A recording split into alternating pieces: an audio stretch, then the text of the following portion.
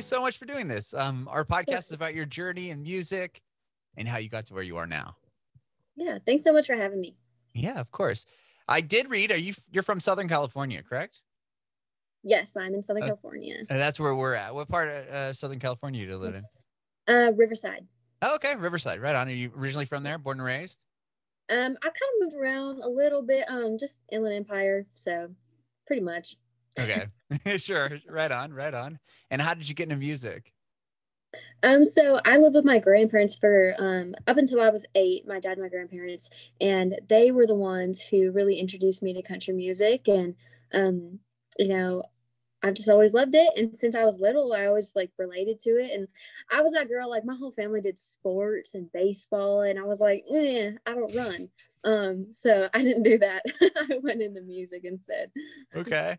And what was the first instrument you picked up? Was it a guitar?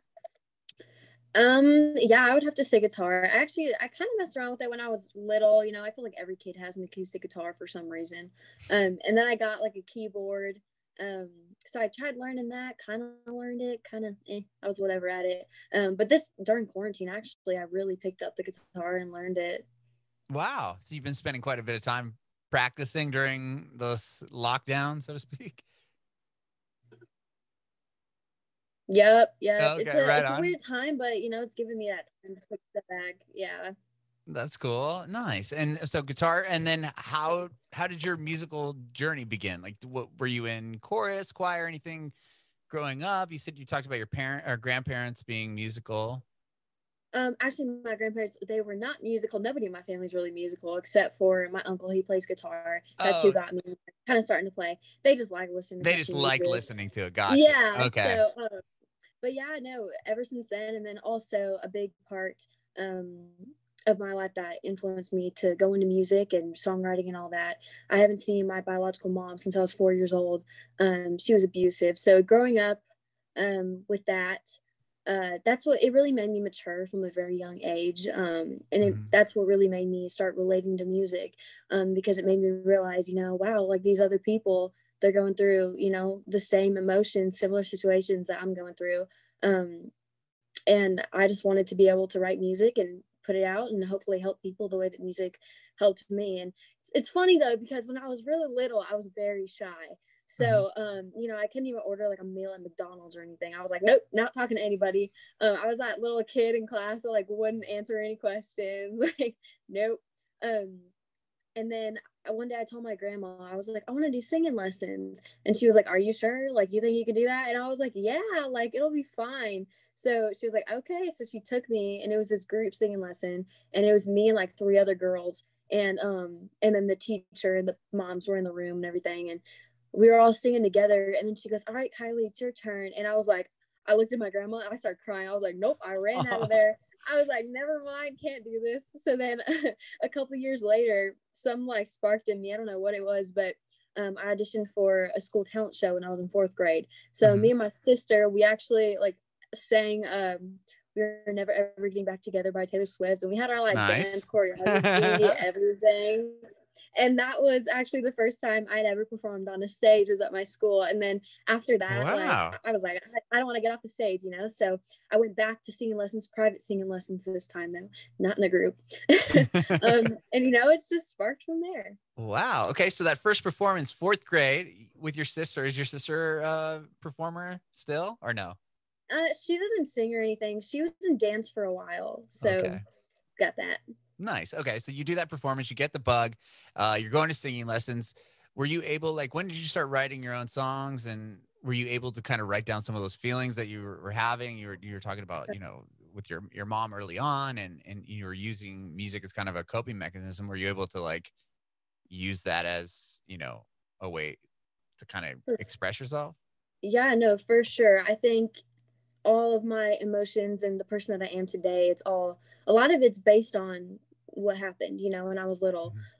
So, it's a blessing and a curse, and I'm a strong believer in everything happens for a reason. Bad things, good things come out of bad situations. So, yeah, I definitely do. I started writing when I want to say like 13 is when I started writing. And a year or two ago, I actually wrote and released a song about my mom, and the emotions that I was feeling. That was really inspired by Kelly Pickler's song I Wonder. That's about her mom. We have kind of similar backstories on that. So I was like, this song really helped me when I was little, and I want to be able to help other people. Mm-hmm. So I did that, and I wrote the song, and I was kind of freaked out on releasing it because I was like, wow, this is vulnerable. I don't know if Mm-hmm. I can do this. But I did it. And my dad, we were sitting down, he talked to me, and he was like, you have to release this song. It's not just for you, it's to help other people as well. Like, you got to always remember that. And I'm like, yeah, you're right, Dad. Mm-hmm. So did it. And the response from that song, it's called Can't Remember Growing Up. I was gonna ask you what the title was. Yeah, it's Okay. called Can't Remember Growing Up. And the response was just, oh my gosh, like people from all around the world were like reaching out to me, told me that this song saved them, the song really helped them, the song reminded them that they're not alone. And it was just awesome because that was my goal. And was that the first song you ever released, like put out into the world, or no? No, I want to say it was like my third. Oh, okay. But still, yeah, it's still pretty early on. I mean, I'm looking at it on Spotify. It has over 100,000 plays. That's crazy. Yeah, so that made me real happy. That must be, really validating. I mean, putting yourself out there like that, being vulnerable, and then getting the response that it's got. That's amazing. Oh, for sure. Yeah. So super blessed, super grateful. What was the first song you wrote and put up on like a streaming service? And tell me about that experience. Oh my goodness. I can't listen to it anymore. It gets on my nerves. It's usually the answer. Yeah, I'm such like a perfectionist, and I'm like my own worst critic. So every time I hear like any recording of me at all, especially from like a while ago, oh my gosh, it irks me. But that song was like about this boy that like I was in love with. It's called Wish It Was With Me. And he had like this girlfriend that I hated, and she was so mean, and I just needed to get my frustration out. So yeah, that was that song. Very heartfelt for like a 13-year-old. Okay, you were 13 at the time too when you put it out. Yeah, I think I was. I think I was 13. Oh my gosh, that's brave. I mean, wow, 13 to put a song out that you wrote about like a crush of yours in high school. I'm sure they all know who it is, and it's like, you know what I mean? Like, that's a funny thing. Because I really like writing about personal experiences. That's like my thing. I think a lot of other songwriters can say that as well, but it's like I live in like this smaller town where like everybody knows each other, so it's like everybody's always like guessing who it's about, and I'm like, I'll never tell. Okay. That's funny. You're still in high school now, right? Senior? Yes, this is my senior year. How's that? Like, that must be wild with the current state of the world. Oh my gosh, it's honest. It's cool, and it sucks because I mean, as it was like already before, the whole pandemic hit and everything, I really didn't get to have that like full on high school experience that like, all the other kids got. Like, I've never been to a school dance because, I had music, and that's my career, and that's what I choose, over those school things, had to miss football games, all that. So now it's like, now there's another excuse not to go to those things, you know what I mean? Sure. So, but now I'm doing school online, so it gives me a lot more time to focus on music. So it's cool, and it also kind of sucks. Yeah, I know. I feel bad for people in your position. I mean, like kids that graduated high school last year, like your school didn't have like a graduation. I mean, like I think about that stuff, like, I graduated a long time ago, but when I graduated, you have the whole stadium of people, and it's this big deal. And then they strip that from you guys. Yep. Now it's all like, all right, you're doing Zoom graduation. Right. I mean, even especially, I'm sure like kids, kids in sports at your school, maybe there's a football player that's going to go on a scholarship to some expensive school, but it's like, well, are they going to even, play? It's just it's so bizarre right now. Yeah, I have a lot of friends in sports that were like, we're gonna, they had things lined up, and now it just got ripped from them. Did it really? So they just, the colleges are like, sorry. Yeah, I guess so. Yeah. Oh my goodness. Well, you obviously have your eyes set on what you want to do as far as performing, being a musician, and you're obviously doing that. Was it hard to kind of juggle that early on, like the school, performing out and writing records type lifestyle? Yeah, I mean, I feel like I can say that I've handled it pretty well. I've managed to keep straight A's somehow. um, all throughout school. So that's good. But yeah, it's hard because I have to take, since I live in Southern California and I record out in Nashville, I have to take like weeks off. Oh, wow. I didn't realize that. Okay. Yeah, so I've taken weeks off at a time, and luckily, all my teachers for the most part have been very gracious and they understand. Um, so that makes it so much more helpful. But they still give me so much work, and I've like literally gone to Nashville and came home, and I'm like, I can't go to school tomorrow. I don't have this work done, so I have to like stay up all night long, Oh my and gosh. try to finish it. So it sucks, but you do what you gotta do. And they're pretty cool about it, obviously. I mean, they give you the packet Yeah. work. What about people in your school? Are they like, you've got a fan base and things going on? Are people pretty excited for you, or is it the opposite? Oh no, people are pretty cool about it. I feel like nobody really gets it, you know, because Okay. they're like, oh, you sing, like, oh, cool, or like they're like, oh, you're famous. I'm like, no, I'm not famous. Like, so it's like they're like one or the other. I don't know, Okay. but you know, people are pretty cool about it. How did you start getting those first trips out to Nashville? Like, how did that start? When did it start? I want to say like the 4 years ago, something like Okay. that. But I first went to Nashville. I flew into Nashville and then we drove to Pigeon Forge because I was in a singing competition out there. So that was like my first little taste of Tennessee. Okay. And that was before I started recording or anything. And then, you know, I feel like once you go there, you kind of get that bug and then you always want to go back. And then I met my producer out there. So now it's like, How did you that's meet like the my second producer? home. Yeah. Through a co-writer actually. Really good buddies with him. He's a co-writer on a lot of my songs that I've released. His name is Jason Hamer. Mhm. He introduced me to my producer. His name is Bill McDermott. He is incredible. So I've heard yeah. that name before. Mhm. Does that they've worked with some pretty big names? Bill Oh McDermott? yeah. Yeah. Okay. Yeah. I was gonna say I've heard that name before. Yeah. Right. So is all the songs that you've put out so far, have all of those been written and recorded in Nashville, or do you record it out I'm in? sorry, you cut out. What'd you Oh, say? I said, are all the songs that are out now, like on your Spotify, because your record hasn't came out yet. You have a record coming out, right? Your full first official release. Yeah, my first EP. I want to say only two songs were recorded out here. Those are my very first two songs. And then after that, it's all been by Bill. Everything in Nashville. Okay. And well, yeah. Wow. And what about performing live? Have you had a chance to go out and perform in like Riverside area, or aside from Yeah, competitions, singing competitions? yeah. Oh, I don't even remember the last time I competed in a competition, honestly. But yeah, I have a band Oh, out cool. here, so we do a lot of, you know, local gigs. It's been kind of hard lately because everything's you Shut know, not down. completely open. Yeah, Right. so we actually have our first show back tomorrow on Really? Halloween. Where Yeah, are you guys so playing? in Ukaipa. It's a Okay. brewery. It's called Hops and Spokes Brewery. So I'm super pumped for that. Oh, wow. So, way up in Northern California. Is that what you're talking about? No, Ukaipa, Oh, it's like, Ukaipa. I think it says yeah. Eureka. Okay. Oh, no, I was like, no. whoa, that's quite the drive you have to do tomorrow. Yeah, no. Okay. That's cool. Is it like a socially distanced type deal, or like how are Yeah. they doing it? Any idea? Um, yeah, so it's all outside. I know they have like outside seating and everything.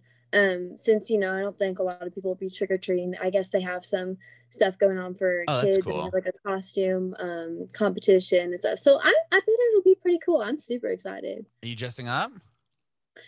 Probably not. I'll probably just wear all black and Halloween spirit. There you go. Yeah. Have you had a chance to jam with your band at all since quarantine started? Yeah, not a whole bunch. Okay. We just had a practice, you know, a couple weeks ago. Um, and then we're gonna practice again. But yeah, it's been kind of scattered. Mm-hmm. Yeah.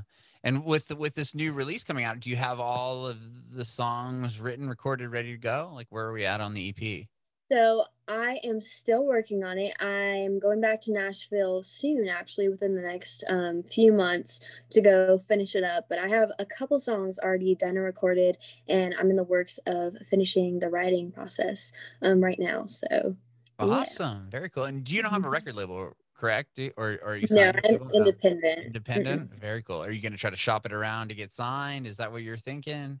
I mean, yeah, I'm still young, I don't want to settle for, the first record label that pops up. I've met with a handful, but just to me, having that good team that you feel so comfortable with and you want to make sure it's the right fit. That's so important to me Mhm. personally. And I have a great team right now, and we're making things happen right now. So everything will work out in time. For sure, for sure, for sure. Yeah. With with COVID and all this, aside from obviously everybody being inside and you can't go to high school anymore right now and everything else that's happening in the world, like how did that directly affect your your EP coming out, or if it did, or the writing process of the record? Did you have sessions scheduled that you had to push, or shows that you or tours you were supposed to do, anything of that sort? Yeah, so I had quite a few shows that had to be canceled, unfortunately. I was gonna open for the Marshall Tucker Band, which I was so Oh excited for, wow. but Like on a that full got tour or just like a couple dates? just like I believe it was just like one stop, but still, I'm But like, I'll still, take that's it. awesome. Yeah. Yeah, but sadly that got canceled. So hopefully it'll be rescheduled. But yeah, a lot of shows got postponed, canceled. So we'll see what 2021 brings.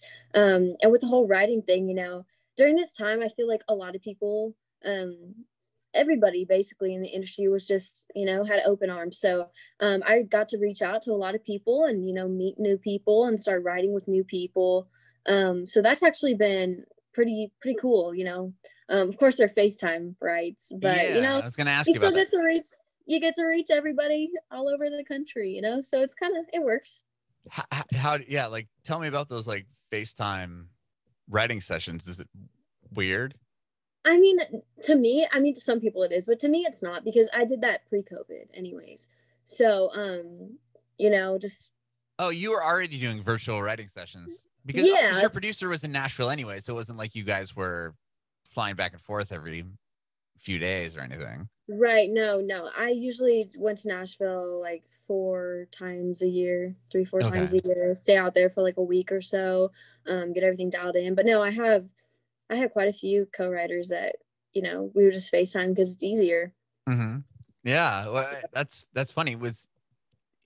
I mean, I can't imagine, like, is it hard to kind of get the emotion through the computer? Like, I mean, like you're trying to show them something or write something, like or is it just like sitting in the room with them no matter what? It doesn't really I feel mean, different. I feel like nothing's like in-person co-write. Like in-person co-write, you get that you find that chemistry, you get the vibe going. So nothing can really compare to that. But it still works. It's just the only thing I will say, it's kind of hard when if you have like three people in the right and two of you are like playing guitar. Mhm. That gets very like, oh my goodness, that Oh messes with yeah, your ears. it's all off. Um, yeah, but that's like I would say that's to me the only downside, really. Okay, like the latency issue with it. Yeah. Yeah, right on. Yeah. What was I gonna ask you? So, tell me about this EP. Do you have a date or release, or not really? Just because it's kind of still kind of up in the air because it's not finished. Finished. You're just hoping for Yeah, next so year. oh, it will be next year for sure. Okay. I don't have a certain date yet since we're still in the process of putting it all together, but I'm hoping early next year. Okay. Um, yeah, I can't wait to get it out. I'm so excited because I've only released singles up until this point, and I did that on purpose to start getting that base, that fan base, that getting the emotions flowing. Hmm. Um, and now I just want to be able to give people more of me and who I am, and my stories, and hopefully they relate to my stories. Yeah, I'm super excited. Yeah. And the most recent song you put out, Extra, that just came out a couple weeks ago, right? A week and a A half couple weeks ago or ago, so. yeah, Yeah. I Tell think me about two that weeks song. ago today. Yeah, 2 weeks ago. Yeah, Yeah, it's Friday. Wow. the yeah. This song, it was a process to write, let me Okay. tell you. I first i brought the idea to buddy Jason Hamer, and we wrote, I call them drafts now. We wrote the first draft of the song. Okay. And then I sat with it a while, and I was like, you know what, I'm not this isn't exactly how I want it to be. So then I brought it to another writer. His name's Mark Addison Chandler, and we rewrote the entire thing. And then I sat on that, and I was like, now this isn't it. And then I was getting real frustrated. So my family was like, why don't we all write it together? So then we all tried to write it together. And like I said earlier, my family's not musically inclined. So you can probably imagine how that worked out, but love them for trying. So then I just took all those ideas and I sat down by myself and I rewrote the entire thing again by myself. And that is the version that you hear. So it took a few times, but we got it. Yeah. That, did you ever circle it back around to that first person? Like, yeah, I did. I sent it to them and I was like, what do you think? And they're like, oh, this is so much better. So I was like, okay, good. Did the right thing. Did the right thing. Nice. Very cool. And did you do a video? There's a video for that song too, right? Yes. Recently, I want to say last month or the month before that, we shot a video here in my hometown. All of my friends were in it. That was really, really fun. So this song is about, like, it's a personal story based upon this guy I was with. It was kind of one of those things where it's like, you know, it's not really too good for you, but you kind of just sort of like, whatever. And then when we broke up, this guy, like, the one word, if I could describe him in one word, it would be extra. And there's a few examples of that in the song, like things that he did, like, you got a new blonde, funny, she looks like me. You know, unfollow my Instagram, follow me back, just so you know that I see your name. Just those kind of like annoying, stupid, extra things. And my whole family hates him. So I thought it'd be funny to write a song about that. And I hope that people can, you know, relate to it and laugh. But yeah. That's cool. And the video you said was shot with your friends and everything. Tell me about that. Like, how did you get a crew together, and like, was it filmed during this pandemic and all? You said it was just a couple months ago, right? Yeah, it was just a couple of months ago, and before that, I hadn't seen anybody since when did it hit, like March? Yeah, like early March. Yeah. Yeah, so I hadn't seen anybody. So I was really excited to be able to, you know, take that day, and just be able to socialize again. Sure. And that was, to this day, that's still like the only people that I've hung out with this entire time. So, but yeah, it was fun. It was all outside, so that made it cool. My videographer's name is Steven Campos. He's awesome. He directed my last music video that I released back in February. Did this one too, and it went great. And it's funny too, because, you know, all my friends, none of them are actors or anything, never done anything like this. So they were all like nervous, and they're like, I don't know what to do, and I'm like, just go with it. But they pulled it off. We all pulled it off, and I love it, and I'm happy with it, and I can't wait to release it. That's awesome. That's really exciting. I bet they're going to be super stoked to see it too. Like, oh yeah, they're always messaging me like, when are we going to release it? Like, you got to tell me. And I'm like, just wait. Exciting. Yeah, I can't wait to see it. That's awesome. Yeah. Thank you, Kylie, so much for talking with me today. I really appreciate it. My last question for you is, I want to know if you have any advice for other aspiring artists. Yeah, I always say, you know, this industry is very hard and there's so much talent in it. So the main thing is just to keep pushing and, you know, putting as much work into it as possible. Because if you slip for a day, you know, somebody's going to pass you up. So just always keep your head in the game and surround yourself with good people who lift you up. Because that's the other thing, you know, I feel with a lot of musicians, we are our own worst enemy when we get in our head. So it's really important to have that uplifting team around you. But yeah, just put in the work.